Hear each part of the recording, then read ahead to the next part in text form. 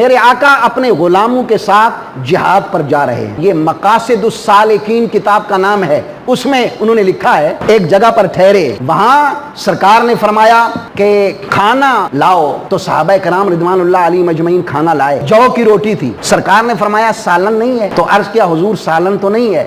تو اسی اثناء میں شہد کی جو مکھی تھی نا، وہ اوپر اس طرح بن بنا رہی تھی کہ شور مچا رہی تھی۔ صحابہ کرام رضوان اللہ علیہ مجمعین نے عرض کیا یا رسول اللہ یہ مکھی کیوں شور مچا رہی ہے، یہ کیا کہنا چاہتی ہے؟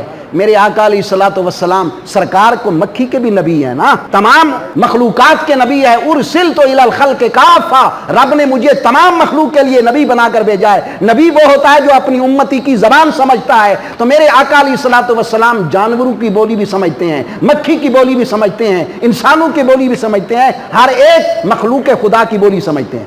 سرکار نے کیا فرمایا؟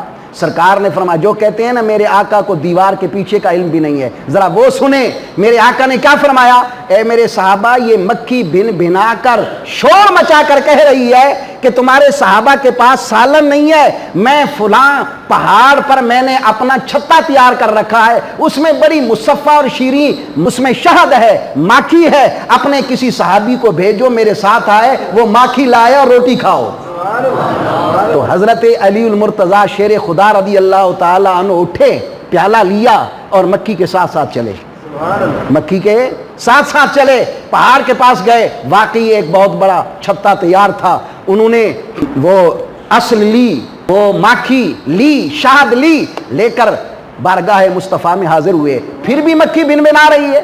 صحابہ نے عرض کیا حضور اب کیوں بن بنا رہی ہے؟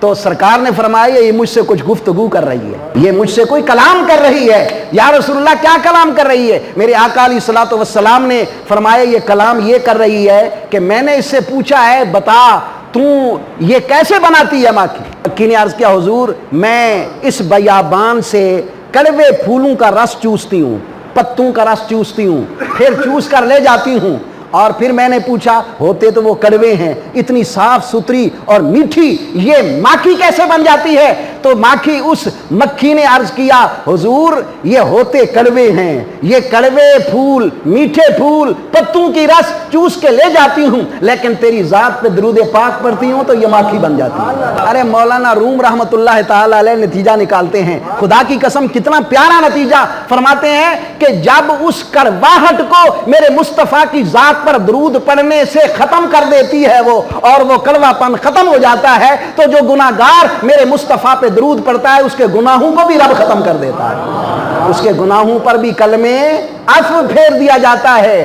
تو جو بندہ اپنی زندگی میں میرے آقا علیہ الصلوۃ والسلام کی ذات طیبہ پر درود پڑھنے کا وظیفہ بنا لے گا، نہ دنیا میں کبھی خسارہ ہوگا، نہ قبر میں خسارہ ہوگا، نہ حشر میں خسارہ ہوگا، بلکہ دنیا میں تمام مصائب و آلام درود پاک کی وجہ سے چھٹ جاتے ہیں۔